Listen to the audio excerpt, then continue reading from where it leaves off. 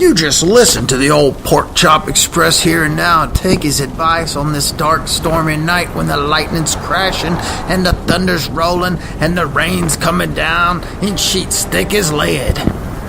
Just remember what old Jack Burton does when the earth quakes and the poison arrows fall from the sky and the pillars of heaven shake. Yeah, Jack Burton just looks at that big old storm right square in his eye. He says, "Give me your best shot. I can take it." Science creates a man beyond bionics.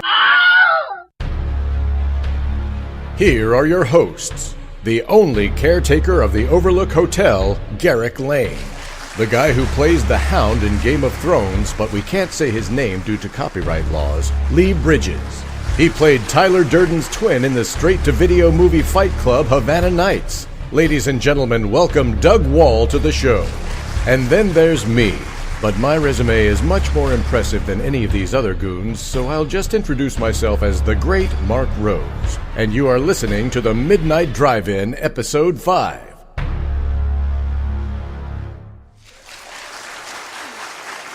Welcome to Midnight Drive-In. I'm your host, Garrick Lane, with my co-host, Mark Rose. Oh, are we on? Lee Bridges. And guess what? Our guest star from last week is now a permanent resident, Doug Wall. Yeah. Hey, everybody. He's still sleeping from the movie we watched, but we'll get him up when it's time to get him up. How'd you guys, how was your week? Great. Good. Yeah.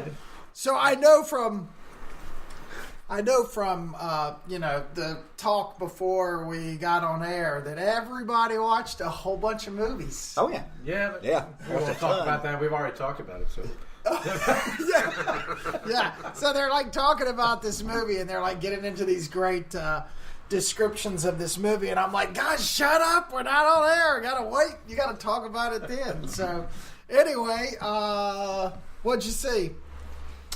I saw Venom, and I saw Bad Times at the El Royale in the theater. Great. Okay, so here we go. Right. I saw Venom. Okay. Too.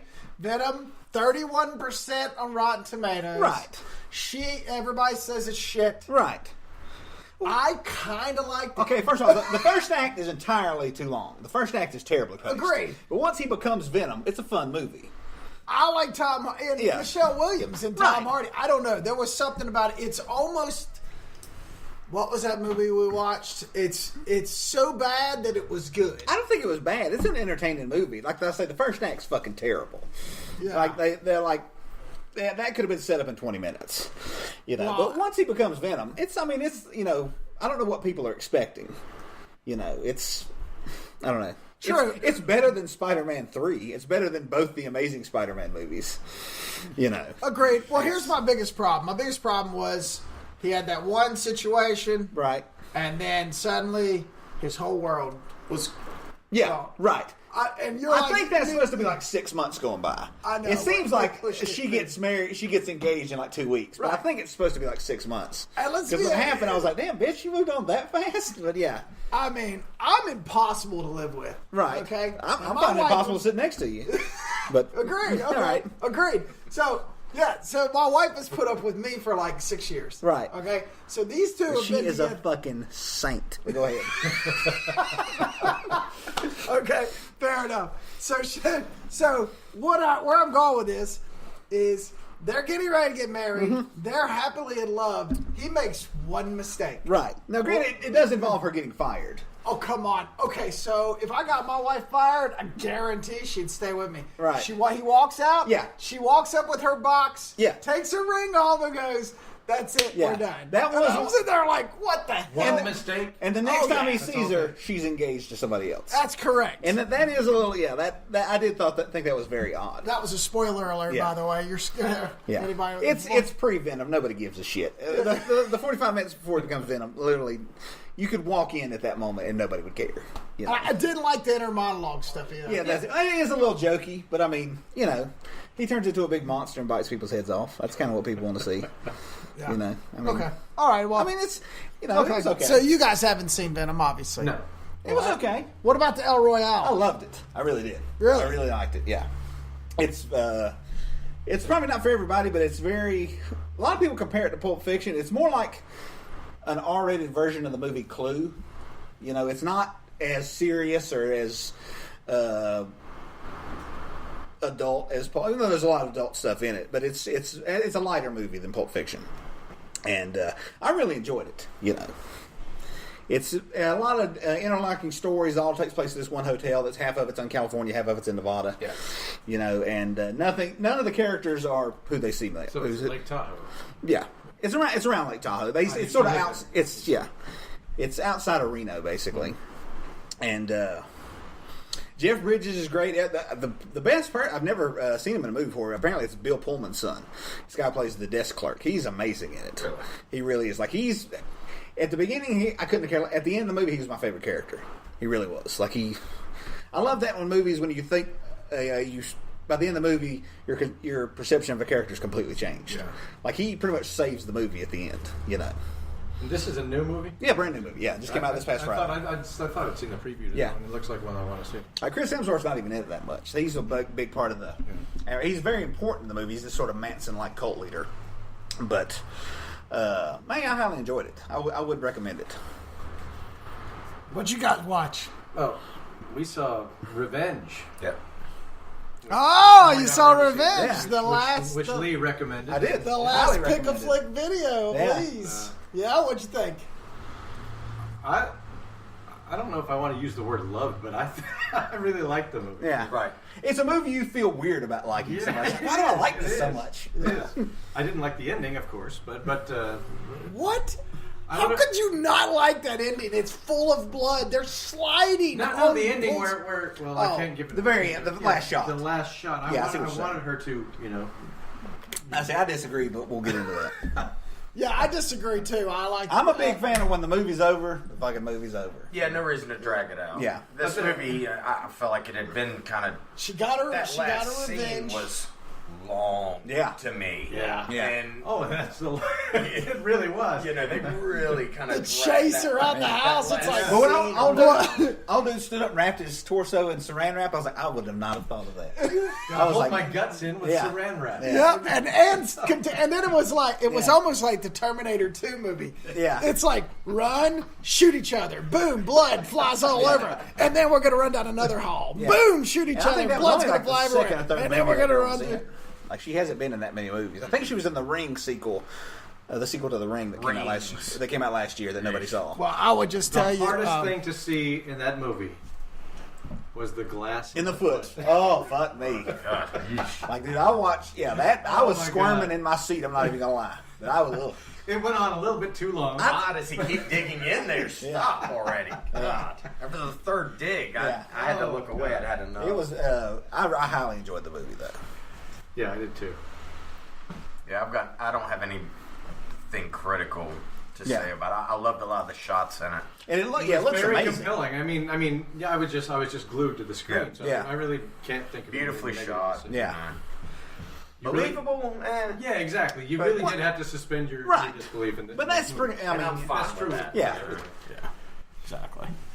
I would drink Matilda Lutz's bathwater. Even Garrick did not get the movie at all. Yeah, what? Was there a movie? Because I was too busy looking at her. I mean, even when she was blood caked, she was fine. Yeah. I mean, just... And I mean... She was also a phenomenal actress. Yeah, she was great. She was great. And what she was wearing when she was running around the desert killing those people was pretty cool. I wonder if that was set up that way. Or, you know, maybe not. Okay, so moving on. so I'm completely off kilter. No, that movie is fantastic. Right. We won't go into detail because we went into detail last week about it. And it's a new movie, and like people can go out and rent it. Yeah. Yes, you should definitely go rent it. Or buy it. If you still have warm blood running through your veins and you're a man, you should definitely watch it. I think a lot of women will enjoy it as well. It's an empowering. Oh, correct. That's correct. Like we talked about last week. If women do watch it, we'd like to hear from them, just to hear their point of view. Absolutely. We're just a bunch of dudes sitting in a shed. I tried to get my old lady to watch it, and she didn't, of course. Right. She didn't watch it? I said, I think you'll really like this. She likes strong, heroine leads. Alias was like her favorite show ever. Right, but and I wanted to see her opinion on this. But I can definitely understand why. Hey, honey, you should really see this rape revenge movie. Right. Like I can't imagine going. That's what she saw and thought. I can't imagine being going. Oh, let's watch that. Yeah. Yeah. Carrie, Tastefully done. Right. Yeah. Very tastefully done. Carrie wouldn't like that. She probably wouldn't like it either. Actually, she probably would because she fantasized about murdering you. Oh, I'm sure, 100%, 100%. But yeah, no, she would probably enjoy it too. But yes, anybody out there, any of our Facebook friends, Twitter friends, check out Revenge. Let us know what you think about it. It's gotten four A's here around the table. It's a good movie. And there are so many movies named Revenge, so we probably got to tell them. I think it's the 2017 movie with the title Revenge. Look for the picture of the very pretty girl holding a shotgun. Holding a shotgun and the pink letters that say Revenge. Okay, moving on. What else do you got to see? Anything good? I just watched a ton of horror movies. I saw Halloween. Yeah. Oh, yes! For the first time ever. Okay, so you know what? Let's go ahead. We'll go. Right, let's go ahead and get in there. We'll get into it. We'll start this, ladies and gentlemen. Tonight's Midnight Drive-In review is Prince of Darkness, done by no other than John Carpenter. So we'll start with the fact that Mark Rose broke his cherry and watched his first slasher film this last week called Halloween. What'd you think? Geez, I don't know. I'm seeing it for the first time, so I can't really reference it. You guys probably saw it back. I can't say back when it first came out, because how old were you when Halloween first came out? 78. Yeah. Yeah. Yeah. It was 1978. I was 4. So I'm seeing this movie that was made in 1978 here in this day and age, and I can say it was good for its time. It's not something that I think that you guys would like as much as you do now. If you'd seen it from my reference point, that's a good point. If you look back, if you looked at that movie for the first time, you'd probably go, God, come on. That's a good. Because I thought it was very slow starting out. And I thought the first 20 minutes or so was very slow. I was just waiting for something to happen, And the music was great. Because I'd heard that before, because that's the signature music from that, and I've seen the previews and everything. But that's an interesting question. When you watch a movie, do you have to consider its time and place in history? Like when Halloween came out, there was no Friday the 13th. There was no slasher movies didn't even exist. It basically started a completely different subgenre of movies. Yeah. Like, do you think people I've probably been watching it since the mid '80s when I was a very little kid, and they used to show it on TV. There are some movies where you say, well, that held up really well, right? Which if you. Like, you have the reference point where you can look at it now and then look at it from when you first saw it. Right. And do you say that held up well when you look at it? I don't think if you have that, I don't even think you can, because I view it basically the same way I did when I was a little kid. Yeah. I love it. Yeah. And so I don't think it's almost the opposite of what you're saying. You view it 1989 eyes, and I still view it like 1985 eyes. Like, I don't know. Like, I watched when I was a kid, I watched the series Lost in Space. All right, yeah. And then when I saw it, 20 years later, it was like, that was ridiculous. I used to love the early 80s Super Friends, the Justice League cartoon. Yeah. Super Friends. And I rewatched it on one of the Cartoon Network stations. Like, they had reruns of it. It's just people standing around talking. They do nothing. It's but just loved it then. In my early 80s, I thought it was amazing. Yeah. So yeah, it is true. I mean, you do have to kind of, It's about when you watch. It's almost like it's like when you watch it, it's stuck in that time capsule in your mind. I can't say that I didn't like the second part of Halloween. I actually did. I thought that it was very okay. Well, what did you like about it? What were the positives? The way it was shot. I mean, the music. Right. The music was fantastic. John Carpenter's use of music is always the fantastic. opening scene, the Steadicam work throughout the house. When you realize it's the little kid's point of view. Yeah. That's amazing. I love stuff like that when a new director, like when they open a movie and it's just them stamping it. Yeah. Like, pay attention to me. Like Mandy last week. Yeah. Like that's going to be a lot of first people's introduction to that director. Yeah. You know, I love stuff like that. I remember the shot when you first see Jamie Lee Curtis. It's like that's her first moment on screen when she's walking out that door, and just the way that shot looked, that was pretty cool. The end, of course, I don't think we need to say spoiler alert since everyone's seen Halloween. The end, you know, he goes and looks out the window and he's gone. Yep. So I have no idea what happens to him in the next movie because I haven't seen the. I shot him! I shot him 5 times, I tell you! Or was that the beginning of Halloween 2? No, that's it. Both. He says it in. Maybe it is. I shot him! I shot him dead, I tell you! It's evil himself! Does he say that in Halloween? I think. I may be wrong. To me, I the watched scariest Halloween point too. in the movie is when she goes up to her neighbor's house when she's running at the end, and the person turns off their porch light. Yeah. That is, to me, that is just like if you were Jamie Lee Curtis, you would run up and you would pound it on the door, help me, and somebody was just like, nope, bitch, sorry, Sorry, bye. I choose life, you know, and then you're just done, you know. Yeah. Like it's more their indifference is what's scary than Michael Myers. I think I would drink Jamie Lee Curtis's bathwater in that movie as well. Well, now it tastes like that yogurt that she Or thought. maybe in True Lies. True Lies, yes, she was fantastic in True Lies. Okay, so Halloween. I liked Halloween. I love it. It's my second favorite slasher film Right. after Friday the 13th Part 2. Okay. And now I look at Friday the Part 2, just like you said, Part 2, it doesn't have legs. It's terrible. Yeah. However, when I saw it, it was the best thing. It was the best horror movie ever. It kept me out of the woods. Halloween was the same thing. Yeah. The mask, the stalking. Even Halloween and Halloween 2. Yeah. I make that one.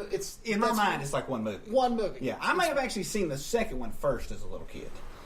And because of the whole thing with the hospital, that's what I have the most vivid memories of. Then going back and see the first one, and I think that actually made it better because I don't know.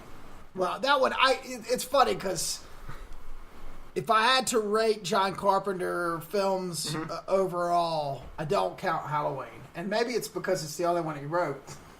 But it is his best film. No, I disagree with that.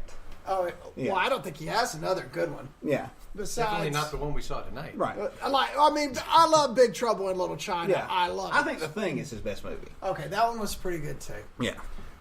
Past those two, there's not much. But that's just, hey. Well, that's he's got a couple of gems in Yeah. there. I think that, maybe aren't mainstream like Halloween, but Right. a couple that I really I would like. say that a filmmaker today, if they had Halloween, Escape from New York, The Thing, and Big Trouble in Little China in their filmography, they would be a huge filmmaker.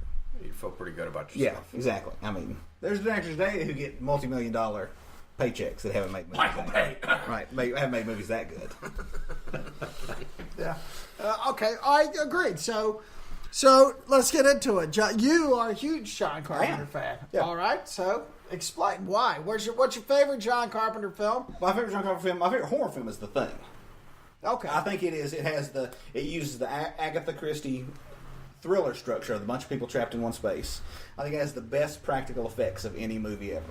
I think when the doctor goes to put the paddles on the guy and his chest rip open and bite the guy's arm, his chest becomes a mouth and rips the guy's arms off. You couldn't do that better today with CGI. I state the 2011 prequel that no one went to go see. Yeah, that And, was like a 29%. I don't even think it got 0%. There you go.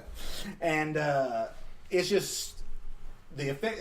Kurt Russell's character, really all the characters in The Thing. Which I think was something you mentioned when we were watching, is a deficit of this movie that you don't know who anybody is. Right. Whereas The Thing, like you have Keith David, you have the doctor, gets his arms ripped off. All the characters are very.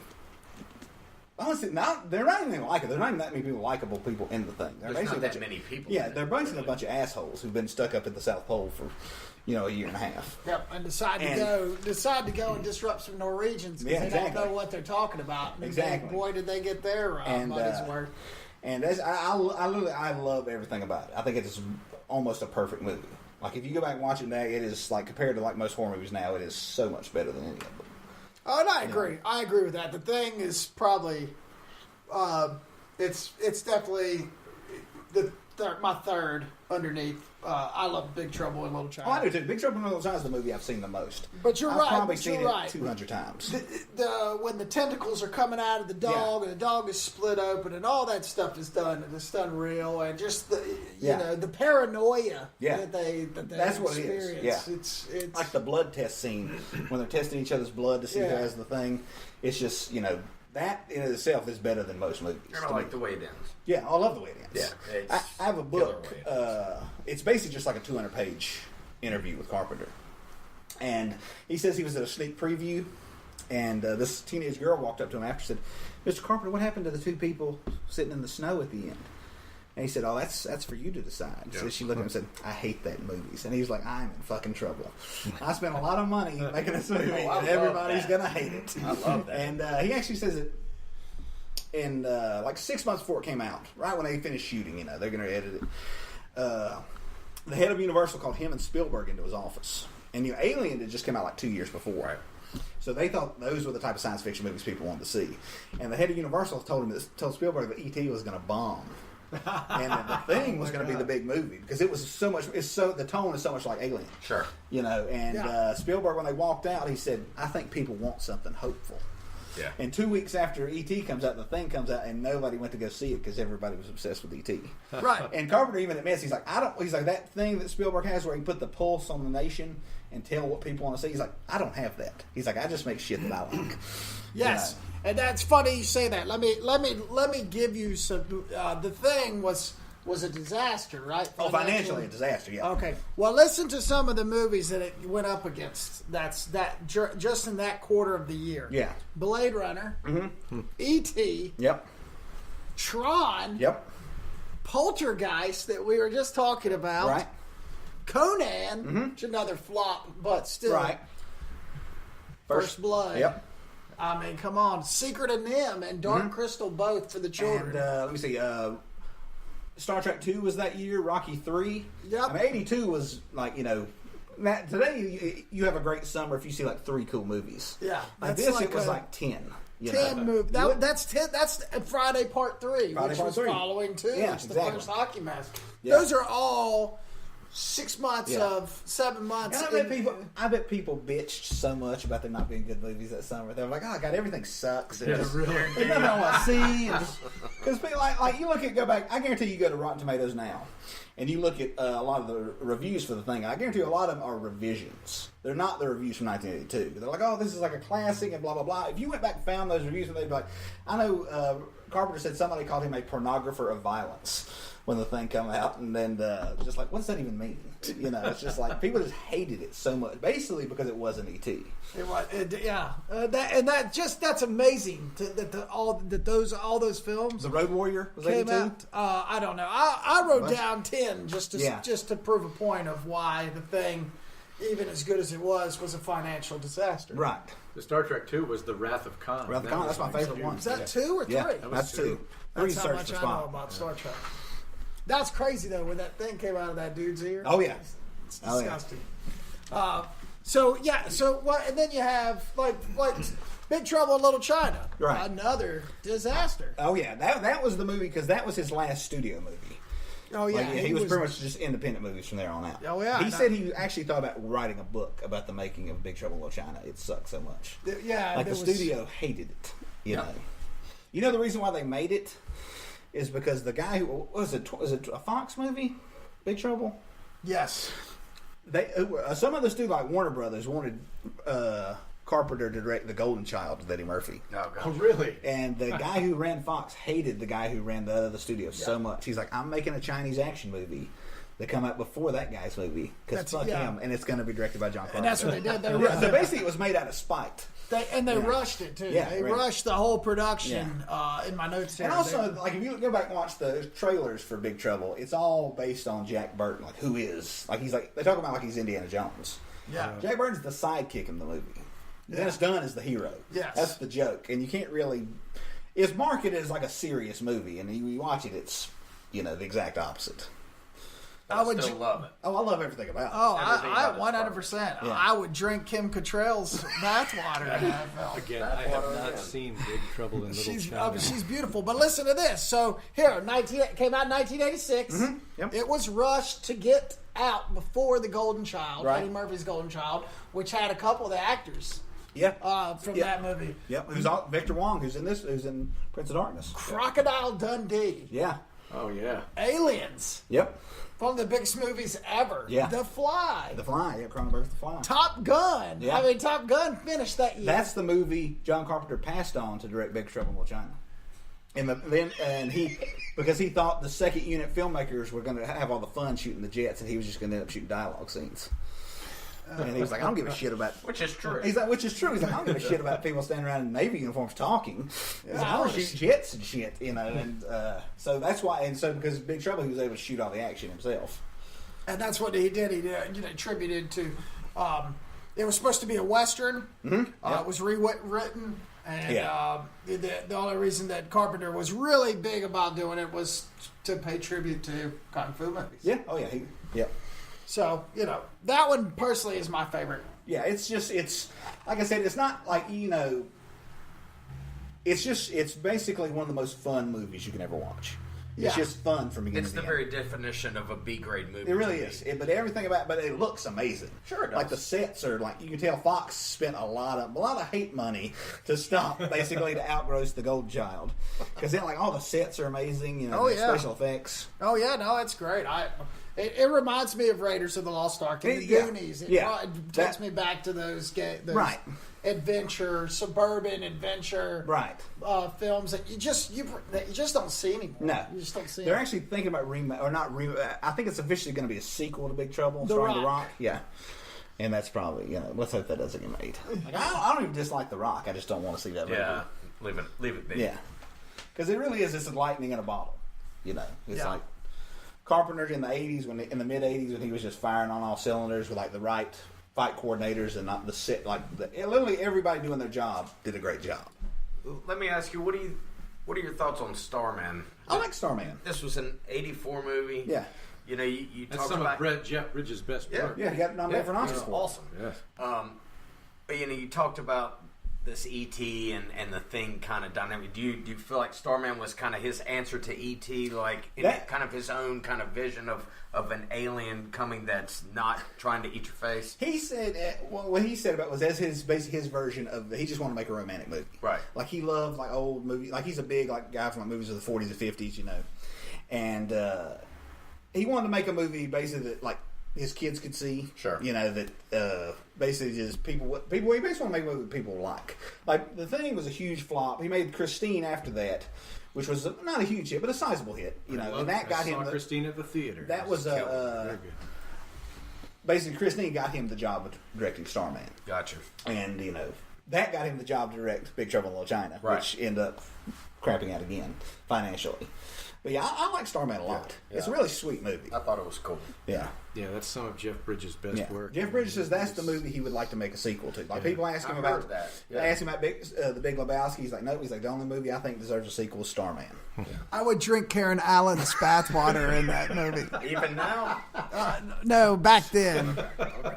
Especially during the train scene where they... age discrimination, Garrick. Oh.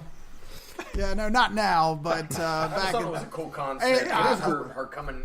Or this alien coming down and taking the form of her dead husband. Yeah, it really is cool. And then them basically kind of falling in love and all over again. And also I like that the Charles Martin Smith character, the head scientist. He's not like the scientists at E.T. They're not trying to dissect. Right. He's just trying to understand. Yeah, figure it out. And what is this and why? And right. what do we do with it? But like when they're the government's closing in on them, I think my favorite line in the movie is something the scientist says. He's like, who are the missionaries and who are the cannibals? Like he realizes that maybe the government's not right. Right. Cool flick. Yeah, very cool flick. Anybody else have any Carpenter favorites? I have one that we haven't talked about. Oh, yes. It's probably the one we saw tonight. Definitely not. It's we haven't even gotten to that back. I can't say that I love it more than Big Trouble in Little China because I really like that movie, but one that I think is quite a bit underrated is They Live. I love They Live, yeah. It came out in '88. it stars a former professional wrestler, Roddy Piper. Keith David's in that as well. Yep. About the aliens living among us, and you've got to have, they're sending out signals to where you can't see anything. You wear the specialty glasses, and you can see, obey, running everywhere. And they're basically the Earth's been taken over by aliens, but they're not military aliens. Right. They're venture capitalists, Right. And they're like everything like that poster. Like everything has a subliminal message in it. That's one that my son and I watched inside of the last 6 months because I thought he would kind of dig it. It's unique to me in a kind of alien-human relation, and I like the way that it was done. It's not great. Yeah. I mean, it stars a professional wrestler. I mean, how great can it be? Right. But I still like the story. But I think Roddy Piper's actually good at it. I thought he was fine. Because he's basically playing himself. He is completely playing himself, and he did a good job with it, I thought. Yeah.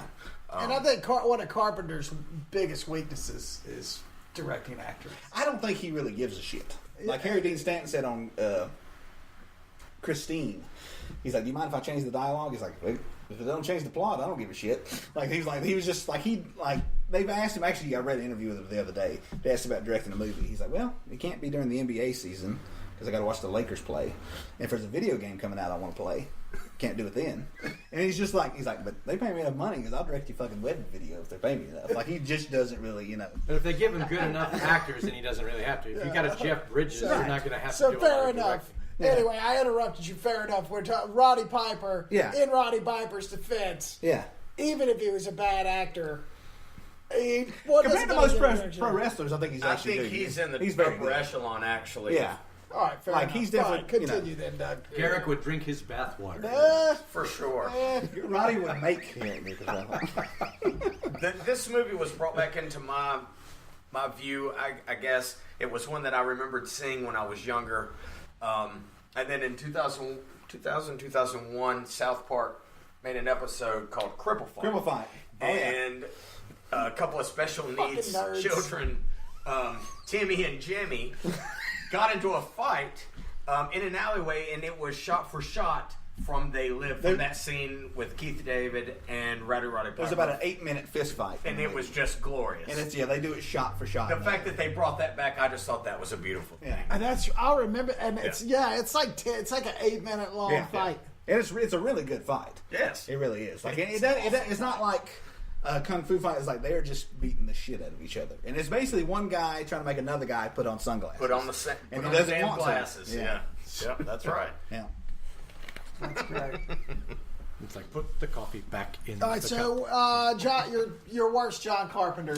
It got to be Ghosts of Mars. It was the last movie that actually came out in theaters, and it's just I want to say because he made a movie called The Ward about 8 years ago, and I didn't even finish it. Like I was watching it on Netflix with a buddy of mine, and we just started talking, and it was in the background. We're like, "Oh shit, is this movie still playing?" Like we had forgotten about it, so it was just I won't even say it's bad because I don't remember it. But Ghost of Mars, I just don't like. It's basically Ghost of Mars is just Assault on Precinct 13 in space. Yeah. It's just his first movie remade. I don't think he's made his last movie. I think is good is In the Mouth of Madness, which everything after that's extremely questionable. In the Mouth of In the Mouth of Madness. He has 3 movies that are The Thing. It may be as good as the one you saw tonight. It's he has 3 movies that are loosely connected. The Thing, what we watched tonight, Prince of Darkness, and The Mouth of Madness is referred to as the Apocalypse Trilogy. And they're all very downbeat, sort of sci-fi horror films. And it's The In the Mouth of Madness is basically similar to this, as it's basically sort of unofficially based on H.P. Lovecraft. And what if this writer, like the things he was writing about were actually true and like they were sort of breaking into our reality, similar to the anti-god in this movie. So it's similar themes to this movie. It's his last big budget movie. Like it has Sam Neill in it, like a year after Jurassic Park. And oh yeah, that's right. Yeah. Well, speaking of this movie, all right. Yeah, this movie. You want to get into it? I don't know. This is my worst John Carpenter movie. Has to be Vampires. Oh yeah. I would agree. I can see that. Whoa. Worse than that. Well, Are you sure? Now, do you want to revise it? Yeah. Okay. All right. So I will say that Vampires is worse than Prince of Darkness. Let's get into it. And now, the Midnight Drive-In exclusive film. Prince of The Darkness. Prince of Darkness. The Blu-ray is literally right next to you. Yes, yes. It is evil. It has awakened. And let me tell you, brothers, it took me all of my life. And I'm sorry in advance for all those people that made those positive comments about Prince of Darkness on our Facebook page. Yes. But here we go. Yes, I would wipe my ass with this DVD. It is pretty awful all around, besides Donald Pleasance and the music. And the music did a really good job, the tempo. And I kept waiting for something to happen, and nothing really happened. So if somebody says, hey, I'll sum this up real fast. How is the Prince of Darkness? What's it about? I would say, well, you're going to get a science and religion lesson for the first hour, and then you're going to get some bitch whose skin is falling off for the last 30 minutes. And the only cool thing is every now and then, girls trade spit. That was kind of cool. I thought there for a second things were going to go completely different in this film, but they didn't. Really, honestly, I don't think that there's one thing besides the set design where this freaking jar of slime is that I could say, and the music, of course, because John Carpenter's music's always good. Those are the only two things. And Donald Pleasance plays Donald Pleasance. Yeah, but it doesn't matter because it's Donald Pleasance. So there you go. You got three positives. I'm going to be the positive guy. You got Donald Pleasance. Well, four. You got women's trading spit. That's pretty hot. You Looked like an R. Kelly wet dream at points in that movie. I mean, it was just streams going left and right. No. Sorry. So, anyway, yeah, so I think Doug has definite good stuff to say about it. That was as clumsy a movie as I have ever seen made, especially by an established director. That was horrific. It almost seemed to me like he was forced into making this movie. He had signed a contract, and it's like, hey, this is movie number 5. You've got to do it. Suck it up, Buttercup, and get it done. I just didn't see any heart into it. It doesn't make any sense. There's 10 or 12 main characters in this movie. I don't remember anybody's name. I don't know anything about them. I know 2 of them had sex at one point. I saw a couple of familiar faces from some of his other films. The 2 that had sex are the ones you're supposed to really follow. Outside of that, though, just nothing. I've got nothing good to say about it. Just terrible. Yeah, and to me, that is just as bad.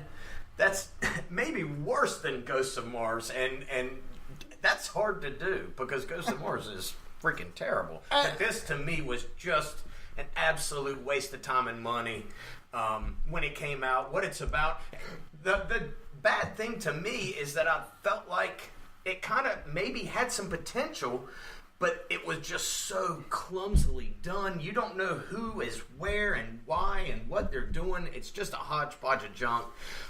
It was trying to make some kind of intellectual, spiritual message about the anti part of us, which would have been fine if everybody would have been in one room and they would have just had that conversation at one time instead of spanning it between 12 characters over an hour-long period of time. It just was just clumsy is my term for it.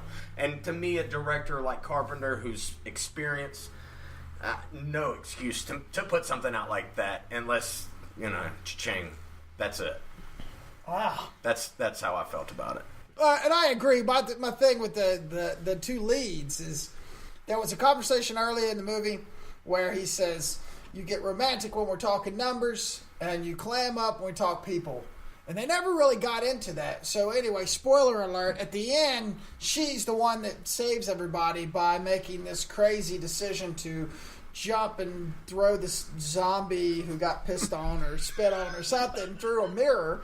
And so I'm like, okay, that's cool. And it would have been great had she had some sort of situation go on in the movie where some monologue where she let her mom fall down the stairs of their house and died. And she's been haunted by something. Right. Put up a this- kid for adoption or something. Yeah. Something that this jumping through that mirror with that woman that got Bringing back peed her on. humanity. Yes, if you will. right. Yeah. Well, that never happened. She just straight up went through the mirror. And Yeah, she's been very quiet through the whole movie, and then all of a sudden she jumps and It's she's like- the hero and jumps through the mirror. and nobody gives a and shit. you don't know why. I'm sure Lee has a different. Sorry, Lee. I know. No, I like the movie. I do. Okay, And it's tell not- us why you like the movie. I just think it has interesting ideas. I mean, it's not a great movie. You know, I would say it's definitely not in the upper. Like, I would say from Assault on Precinct 13 to Big Trouble, Carpenter's just he's just firing on all cylinders. Even his movies that aren't as great, like The Fog, I would say is not nowhere near as good as some of his other movies. It was a great use of smoke. Oh, yeah, it's a got some good atmosphere. The in it. Fog, yes. Yeah. It actually does. It has really cool use of smoke machines. It really does. Yeah. Hey, they even did it. Hey, I'll give them that. Wait, I got another positive. They even had a good way to use smoke machines in Prince of Darkness, because at the end, when everything had quieted down, they cut to all the people that were... That's not smoke machines, that's dry ice. Okay, whatever. There was smoke coming from their mouths, Right. so he, Right. he probably directed that with a cigarette in his hand. Oh, But I'm anyway. sure. Anyway, go ahead. So, No, but it's just, I mean, like, is it a great movie? No, but then again, it's, I knew that going in. Like, I've probably been watching this movie since the late 80s. It's a generational thing for you Right, because exactly. of when you watched it. Yeah, That was and my I- first time and- seeing I it, think and it was hell. Right. Yeah.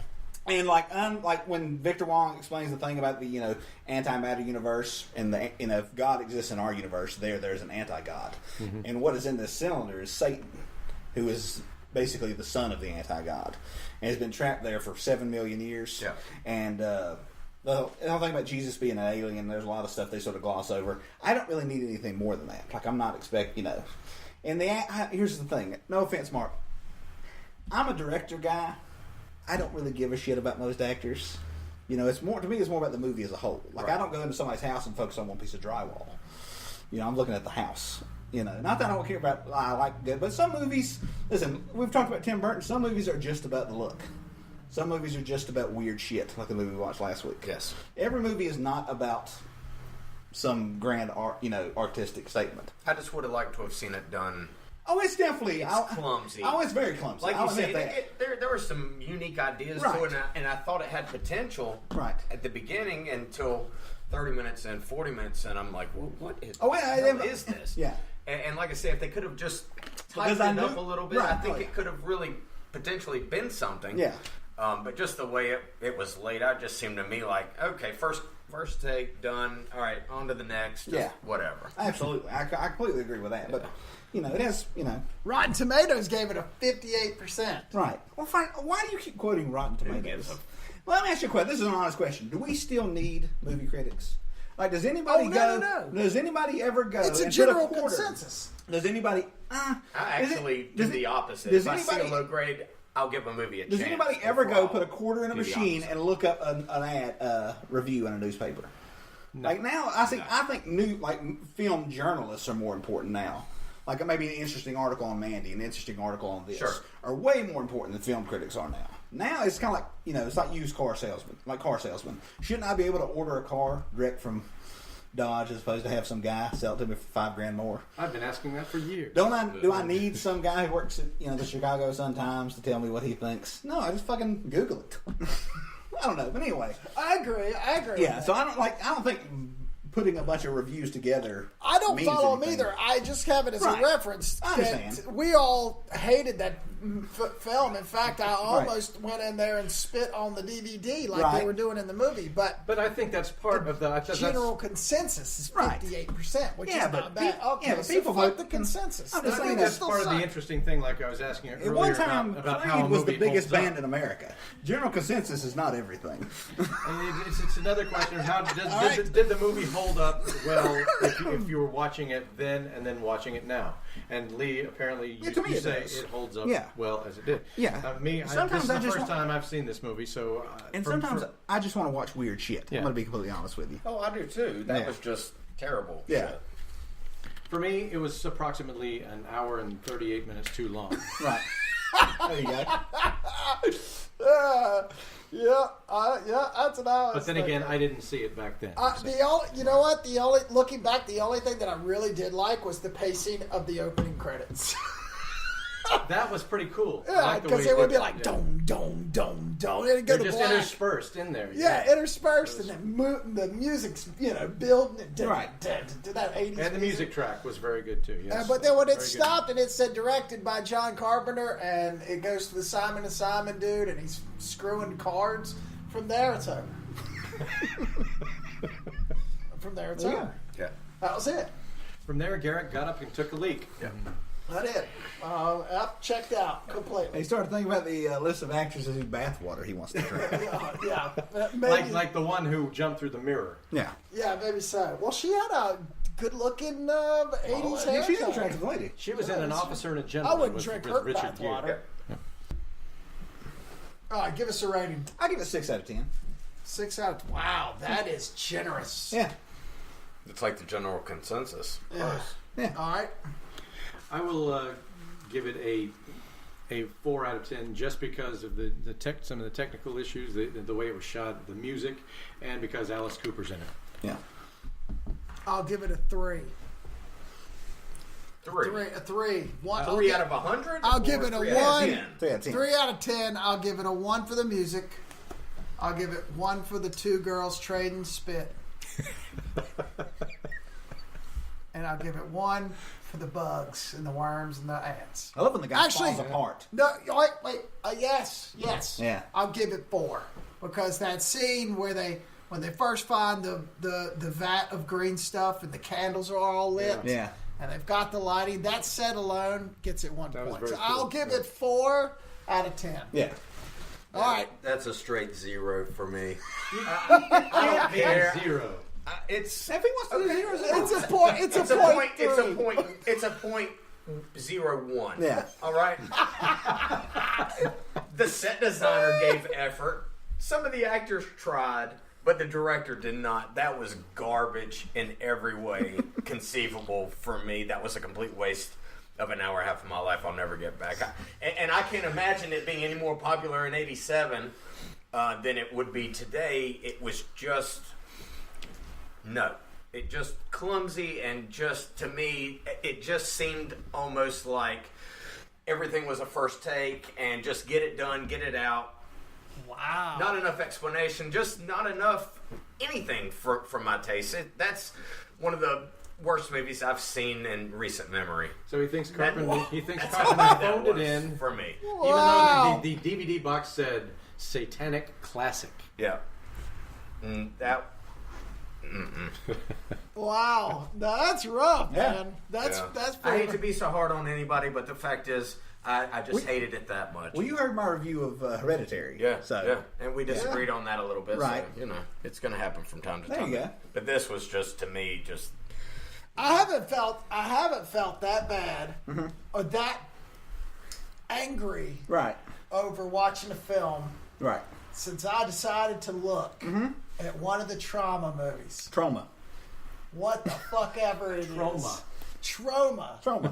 So, since we've started this this podcast, I've been watching films, and I've been watching a lot of films that I probably would never, ever dream of watching, obviously, because that's Right. what we're doing, right? Sure. That's what we're out here doing. So I get a Trauma Lloyd Kaufman special. I had seen Toxic Avenger. I had seen a couple of the films. Right. I'd actually read a couple of his books Yeah, in they're film good. school.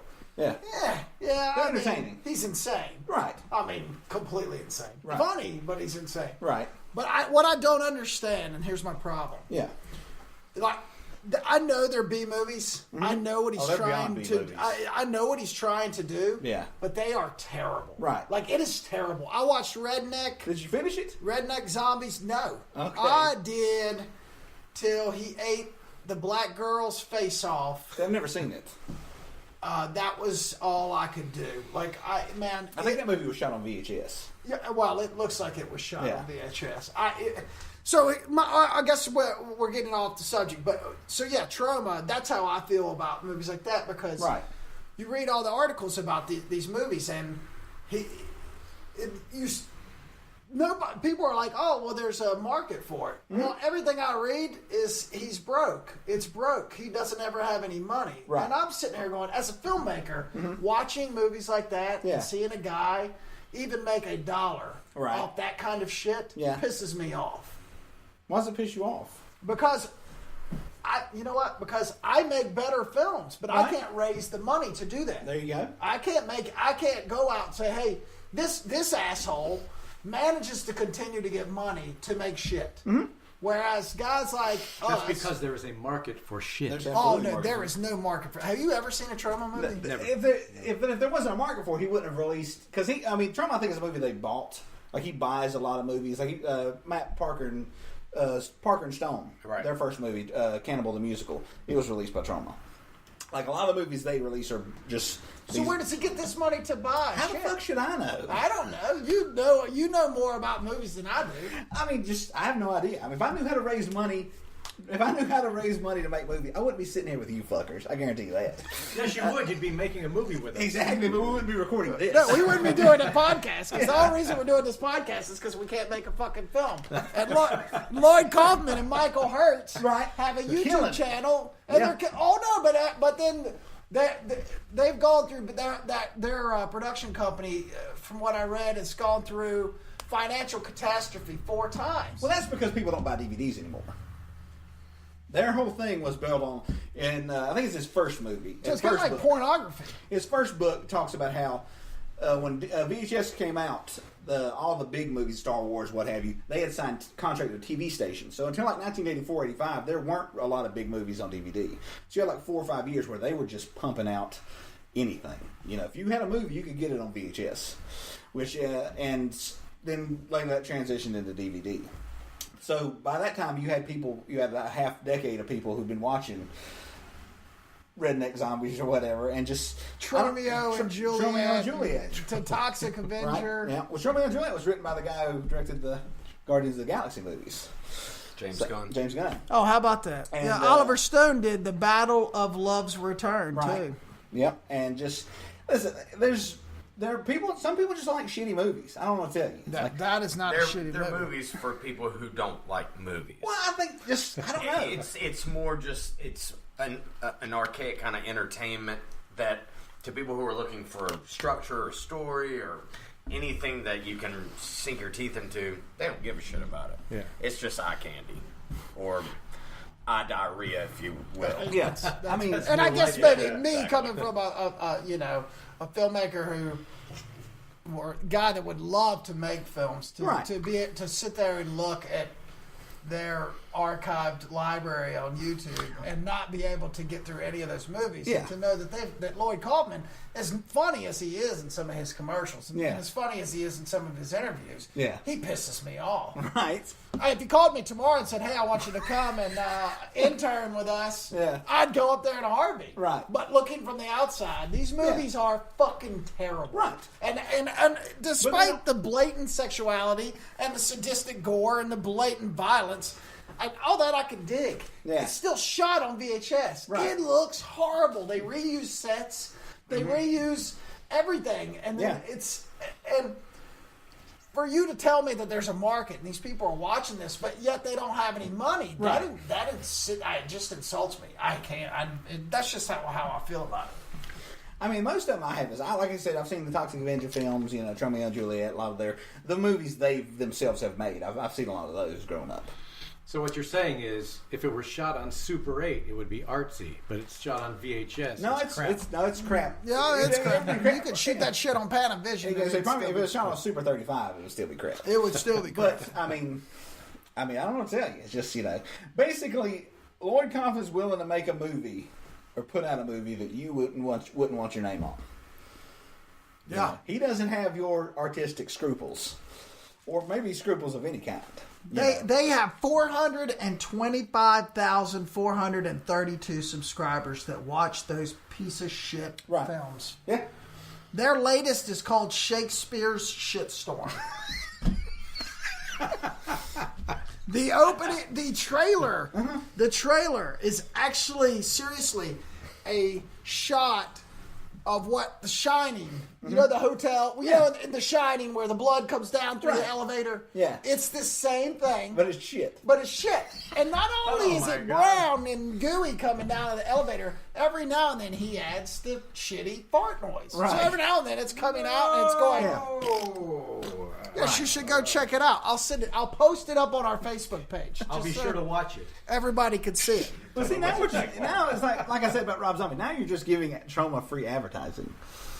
You know. Yeah, fuck those guys, right? Yeah, don't go see Don't that watch stuff. that. Or if you want to, go ahead. I mean, I really don't give a shit. Of course, we know none of our subscribers watch shitty movies. No. Yeah, especially movies where shit comes down through the elevator. But that's trauma. And I guess, hey, I'm not making any movies. And Lloyd Kaufman's probably going to call me tomorrow because apparently he takes things very personal. Yeah. Even though I'm an absolute nobody. And he'll probably call me and tell me to go fuck myself. Right. And then you'll return the favor. He's going to go, you know, Garrick, I was going to give you a job, but after what I heard on the Midnight Drive-In, fuck you. Yeah. I'll tell you this, Lloyd Kaufman. You can take your Waitress and your Class of Nukem High and your Cannibal the Musical and your Tromeo and Juliet. Cannibal the Musical. All right, fine. I'll take the South Park guys out. Class of Nukem High, Waitress, Kabuki Man, and Tromeo and Juliet. You can shove it up your ass. Your movies are terrible. They might be a little bit better than Rob Zombie films. A little bit. No, I'm kidding. I'm just bitter. I'm a bitter filmmaker that looks at 425,000 subscribers. Ass, right? Just in case you get the call, right? Yeah. Did you hear the part at the end when I said... I'm going to leave that opening there. Yeah, hold on. Mark, can you write in a disclaimer?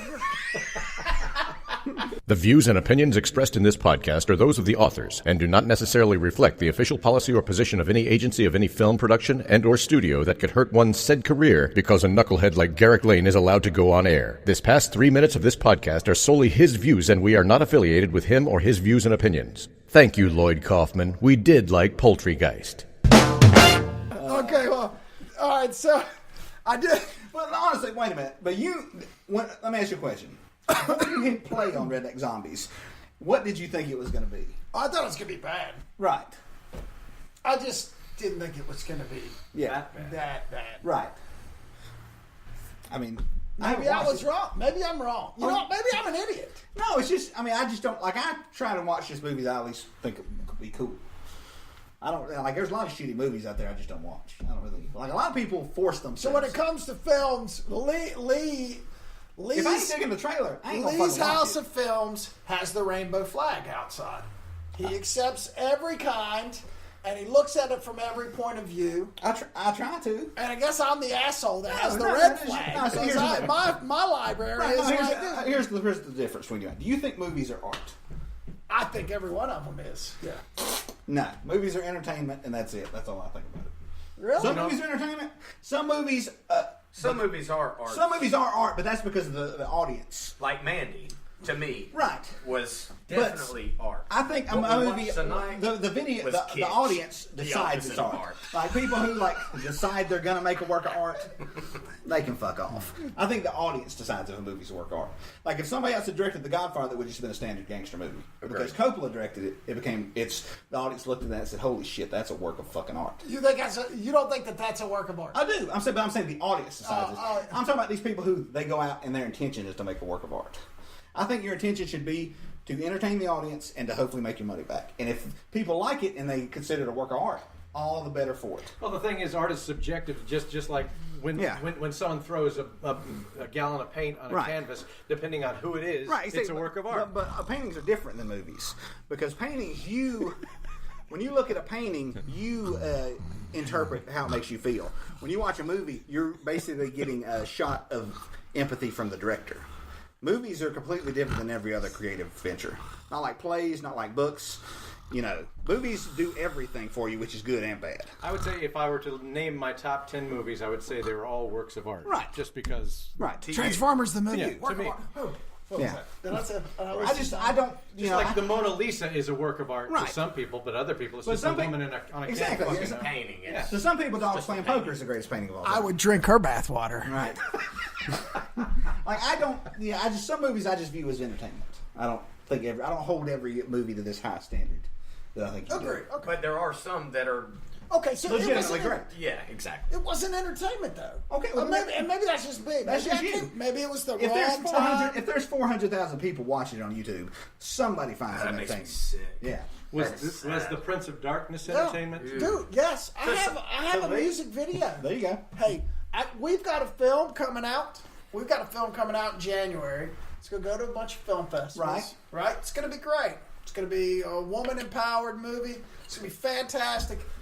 Go to a couple of film festivals. Right. It's going to end up on YouTube, and it won't get near the views. And we killed ourselves making it. Killed ourselves. Oh, dude, I almost Killed had a heat myself. stroke. Oh my God! I have not run a lick since that. Because you were Since recovering from Alabama. My We hip stood in a still rainstorm hurts. with a tent. And Yeah, and this asshole who made Sergeant Kabuki Man, NYPD. and Class of Nukem High. Yeah. This Which there are asshole 3 of. is going to get one was enough. Yeah. That guy's going to get all the views, while nobody's going to look at our cool little film. I'm just an angry filmmaker that can't make one. Okay, moving on. Here we go. Yeah. So I don't think I could share this podcast show with my son. Probably not. No. I think we're done on that. Mine's asked, and I'm like, sorry. Although, really, footnote, we watched Poltergeist. You got the old. you got River to watch the original. Yep, and he said, "Man, this is creepy," and he really did lose his stuff, dude, when he started peeling his He face wasn't like, off. "Hey." No, he was like, "This movie's kind of creepy." Yeah. Oh, another movie we saw, Mama. Have you seen it? No. I've seen the short it's based on. Oh, really? Yeah, I've not it seen was them. fantastic, man. There was a couple times where I'm like, "Wow!" Same guy did the It remake, directed it, I think. Yeah, that's right. And what's funny is my son knew that. Yeah. I'm like, really? Yeah. That is the weird. The little things that my son picks up on. Yeah. That's because he's been listening to the podcast. So great. During this podcast, we've figured out that most of John Carpenter films are pieces of shit. Troma makes pieces of shit. Rob Zombie and Michael Bay make pieces of shit, and Garrick can't make a piece of shit. And likes to drink bathwater. What are we moving on to now, guys? Next week? Yeah. We might as well, before I get myself in any more trouble, Right. start losing likes. I will say, I'd like to thank 450 400 people? plus, yeah. Yes. Yeah. Closing off probably 500 by the time this posts. We are very blessed, and thank you very much for liking our Facebook page and our Twitter. And we have a Patreon website going up. We've got an actual website going as soon as I can get to it. Not just the page, but we actually now have a fan page that we created last night. It's just separate than the one we've... Group. The group, yes, Yes. the group. I guess they God, really? Is that created a something group else I'm on going to there. have to You do? liked it, so No. you joined Well, it. yeah. Anyone can go to our Facebook page and join and click to join this group. Yeah. Now, educate me. What's the difference in a group and the page? I don't know. We'll find out. Groups are just where people can go in and have discussions Yeah, about like they can films post and things stuff. in the group. Yeah. Like They can't post things on the page? I think they can comment. I don't think they can post things on the okay. And page. they make comments on the page. Yeah. Then in the group, they can actually go in and What's the difference make it between more of a post and a discussion. comment? Post like when you post like the... Doug, that's ironically, Doug Wall is not on any kind of social media at all, so he doesn't have any idea. I tell him we had 400 likes over the week, and he's like, "What does that mean?" He has a black and white television. Yeah, it's a black and white CRT. right in there. Yeah. So anyway, but I do really want to thank everybody for coming by, taking your time. I know there's a gazillion things online that you can look at, and there's a gazillion other things you can do with your time. And the fact that you guys liked our page and actually strummed through, man, that's awesome. And thanks a lot. We will, like I said, we will have the Patreon page up, and we will have the website up, hopefully in the next week. I'm going as fast as I possibly can. They'll all have links on the Facebook page. Yep, and they'll all have links on the Facebook page. Also, we will be at Golden Ticket Cinemas on Sunday to watch the new Halloween and see how that may go down. I think I would tell you the general consensus is good, but let me shut up since Lee told me not to worry about the general consensus anymore. Doug seems to think that the movie's going to be horrible. Of course, Lee and I don't really care. We're going to go see exactly. it anyway. Yeah. And I guess what? after we finish with the Halloween special at Golden Ticket, after we watch the new Halloween film, we will step away from horror films and we will move to something else. Action films, kung fu. You guys can help us. Go to the Facebook page and tell us what you want us to watch and what kind of genre you want us to get into next, and we'll do it. We'll probably do you can put what am I trying to say? Fucking Cut! God, you've ruined the whole podcast. Yeah. Cut! We'll be able to vote on the genres we should tackle next on the Facebook page. Is what I'm trying to say. Okay, so yeah, we can vote. Yeah. We got a lot of feedback on the film Duel. Should we do Duel coming out of the break, 1st November? I think so. So we should do Duel. So Duel coming up after we finish our Halloween grind on Sunday. That sounds good.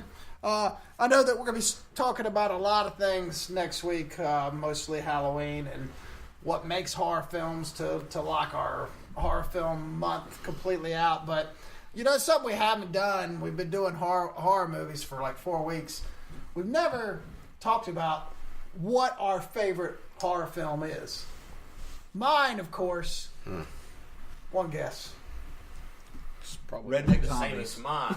It was. But no, it's actually Toxic Avenger. Toxic Avenger 3, The Last Temptation Toxic. No, The Shining. 100% my favorite horror film of all time. I don't even have to get into it. Everybody's seen it. And I'll just say this. My son goes, "Really? The Shining? That wasn't creepy." I say, that's because, son, you're not old enough to realize what creepy is and how it's done and tone, and you don't get the tones, you just see the images. And The Shining, from the helicopter shots coming in to Jack frozen in the snow, and the introduction of the Steadicam, the slow moves, the slow push that I still emulate today when I film. I still do them. There's probably not one corporate video that I don't, when I use a dolly, I don't do the tribute shot where Jack Nicholson's going into the bar, he's down there, and his wife has just accused him of hurting the kid, and he's down there and he's going, talking to himself, and he's swinging, and they've got that slow push. I continue to use that shot today. So, anyway, my favorite horror film of all time, and will always be of all time, is The Shining. What do you got for me? I've already went over mine. Mine's The Thing. Oh, yeah. Just see 30 minutes ago. Okay, cool. Yeah, all right. And just reverse this podcast back to about the 20-minute mark, and you will get... Me just going off at the mouth about why I love The Thing so much. What about you, Doug? We've seen a lot of horror movies together. I've seen a ton, but I'm gonna go back, man. I think my favorite horror movie, one that I can remember seeing when I was really, really young, and it just scared the hell out of me, is The Birds. I just thought, I don't even know if you really even consider it a horror movie, but it was a movie that evoked fear in me. Hitchcock was more suspense. I don't know if you... That's probably his only... Psycho funny. to me is not a horror movie. Ironically... But it's extremely creepy. I just watched it a couple months ago again. It's extremely unnerving. Yeah. Oh, absolutely. And ironically, the 2 weeks before you got here last week, Mark discussed The Birds and what scared him the most as a kid, and it was the birds when they attack. Right. That one affected me deeply. Yeah. Deeply. So Same that's You great. want something more mainline. No, I don't want anything. Not The Shining. I mean, because it's the best horror movie ever made. I think. Well, a lot of people hate The Shining and say it's Well, too long and it's not funny. Right. It's not not funny. scary. The I mean, Birds it's is not probably scary. the reason I'm not into horror movies these days. Yeah. Because I was affected by it. Have you ever to go You're back? not into horror movies because you're a hippie. Yeah, right. You're a vegan hippie, and you like bluegrass music, and you like cool performances, I do. and you don't like blood splatter. I do. It's okay, Mark. We're all different people. Have you ever heard the theory that Jennifer Lee's he's not Jennifer Lee from Psycho, Janet Leigh. her character's boyfriend's name in Psycho is Sam Loomis. Yes. And a lot of people have sort of connected that in Halloween that that's the same character, and then after Psycho he becomes a psychiatrist and ends up. So they sort of tied that in almost in like a connected universe. Makes sense. Yeah. Fun fact. That's a Fun fact. Janet Leigh is Jamie Lee Curtis's mother. Oh, that's not a I know. Well, everyone knows that. I'm sorry. Okay. It's still a fun fact. It's still fun. Yeah. What's so I know you're not a big horror. I'm not gonna. Since another one that I saw in the theater that I would say is my favorite would be Christine. All right. Very nice. Yeah. John Carpenter film. Yeah. How about that? Was it a John Carpenter? That is a John Carpenter film. Yeah. Oh yeah. I know it's a Stephen King novel, but the movie was so well done. I just thought it was fantastic. The first time I saw that was because my dad rented it because it was a Plymouth Fury, and my dad was obsessed with the Chrysler Corporation. Yeah, you And told me that. He rented that, and then I had to leave like 20 minutes into it. He thought it was just a movie about how Speaking of King, you want to throw in another one that's definitely in the top 3. Carrie is absolutely funny. Oh yeah. Oh yeah. Oh yeah. It's just Yeah. My son wants to see that one. I told him that no, he doesn't. He would, well, He thinks he does, but no, he doesn't. I don't think he'd make it through because it's that slow build. Nothing really happens, right? If I remember correctly, nothing really happens until the last 15 minutes of the when the pig blood goes down. Like that's when all hell breaks loose. There's some. I mean, Mom is very scary. There's some religious Yeah, aspects she's the that might creepiest freak him out a character little in the bit, you know. Carrie's Plus, there's a lot of father and all 70s that. Bush in the first scene. So Yeah. Oh yeah, that's in the girl shower. Tampons. Yeah. Yeah. Oh God. Ugh. They're all gonna laugh at you. Oh, and I might. Don't. Just don't. Or do and tell us how it goes. It's your kid. Oh no. I will suffer no ill effects. If Oh you no, do. I was So just I'm going to indifferent. say that I might drink Sissy Spacek's bathwater. Even back then, it's a no. Sorry. She actually somehow There got was better some- looking the older she's Yes, got. I was getting ready to say that something about Sissy Spacek. You know what she looked when she looked really good? JFK. Remember how beautiful she was? She had the big hair, the 60s hair, and she had that Louisiana talk. She was fine, and you know it. Oh yeah. Okay. All right. I'll give you that. Just said she's getting better with I age. could have a like lot of fine fun wine. with her in Pig's Blood. She's in Robert Redford's new movie, Yes! Old Man with the Gun. That looks fantastic. It does. You know, it's his last It's his one. last movie. Yeah, he says this is it. I like And Redford. after we review that, we will discuss Redford films somewhere down the road. I like that. Yes. Yeah, he was a good guy. They say that on set on every set that he's ever been on, he's always made sure that he lifted something for the crew. So before he wouldn't just show up and do a scene and then leave. He would always find something. So he would find a crew guy that needed help, and he would do something. Yeah. Even if it was 10 minutes. Right, yeah. He would say hey and do something to help the crew. Yeah. That's just the coolest Oh, thing yeah. ever. It's like the coolest thing ever. Okay. All right, cool. Well, I got a couple announcements, man, and then we'll get to the DVD. All right. Announcements. Knocking these horror movies out. Amstar Cinemas, 206 Norman Station Boulevard in Mooresville, North Carolina. They're doing Flashback Cinema on October 14th, which is past, up until the 17th. So if you go today or tomorrow, or since this podcast will come out tomorrow, so if you go today, and I'm getting very confusing. Actually, you might need to edit that part Yeah, out. I might just need to shut up. It's actually what I probably just need If to do. you went, I think it was Guess what? Did you like it? Guess what? October 14th through the 17th, you missed it. It was Rear Window. October 21st to the 24th, though, you could see Beetlejuice. And October 28th through the 31st, none other than my favorite, The Shining. It plays at 2 p.m. and 7 p.m. All these movies play at 2 p.m. and 7 p.m. Check it out, the Amstar Cinemas, Flashback Cinema. Hey, let me The know if you're going to go. The Arsley Retro. You've missed some, but there's still some left. They're doing Ghostbusters and Young Frankenstein this week. There you go. See, the Ghostbusters and Young Frankenstein. Why did I write this down then? You got it. And then they're doing the 26th through November 1st. They're actually doing the first Halloween at 7, and the original Suspiria. The original The remake's Suspiria. also coming out very soon. At 9 p.m. So if you want to catch some old movies on the big screen, there you go. The Arsley in Charlotte, the Amstar in Mooresville. And if you don't want to go to the movies, fine. Here is Lee's Pick-a-Flick video this week. I'm actually going to break with a tradition. I'm actually going to do a fairly mainstream movie that a lot of people didn't see in the theater. Okay. It is readily available, and it's oddly enough similar to Venom. It's called Upgrade, and it stars a guy who looks pretty similar to Tom Hardy. I was going to say, wasn't that Tom Hardy? But it's not Tom Hardy. No, it's like skinny Tom Hardy. And Jim Fardy. Exactly, yeah. But it's if you like films like Paul Verhoeven's movies of the late 80s, RoboCop, Total Recall, it's very similar to that. Very sort of action-heavy sci-fi movie with a lot of good action in it. Really cool movie. Got some good jokes in it. You can rent it on Redbox or on Amazon or Apple.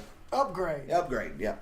Fantastic. We will post the trailer to Upgrade up on the Facebook page then the day we publish this. And put that on your list as your next Redbox. And we'll try to check it out this week and tell you if you were on point. You normally are. There hasn't been one movie that you've suggested that hasn't been fantastic. What? I think he meant the rentals. Yeah. Oh, yeah. All right, that's it for this week. Ladies and gentlemen, thanks again for liking our Facebook page. Tell your friends about it. Hey, we need subscribers. Go to iTunes, subscribe, get your podcast, subscribe on Spreaker. We'll have more information coming up, and we will see you Sunday for Halloween at Golden Ticket Cinemas. We're going to check it out and be there in the flesh live. We're actually going to do our first video podcast. It's going to be fantastic, so come on down. Guys, thank you so much. Despite the probably actually wasn't worse than The Devil's Rejects. Debatable. Ooh, very debatable. Hey, we'll let you guys decide. Thanks again for watching. Or thanks again. Blew it. Are you on angel dust? God, I feel like, you know what? I just ruined the podcast. I'm done. Forget it. I'm out of here. You've been listening to the Midnight Drive-In. Join us again next time when we'll hear Lee say, No, movies are entertainment, and that's it. That's all I think about it. Brought to you by Golden Ticket Cinemas. $5 movies Monday through Friday. Ticket sales and times at gtccinemas.com. Looking for that hard-to-find collectible? Look no further. The Spot will find it for you. Located in Newton, North Carolina, but worldwide on Facebook at Facebook.com/The Spot Toys. And finally, preserve your company's legacy in HD. Contact Unique Philosophy and Roadhouse Pictures for all your marketing and video needs. Check them out at uniquephilosophy.com or call 828-485-7435. Their marketing is effective and efficient. They produce, engineer, and cut our shows, and we are grateful for them. Be sure to like us on Facebook. Follow us on Instagram or Twitter for all the latest news. And if you love the show, help us keep it going. Become a Patreon today. Thanks to all our sponsors for contributing to our show.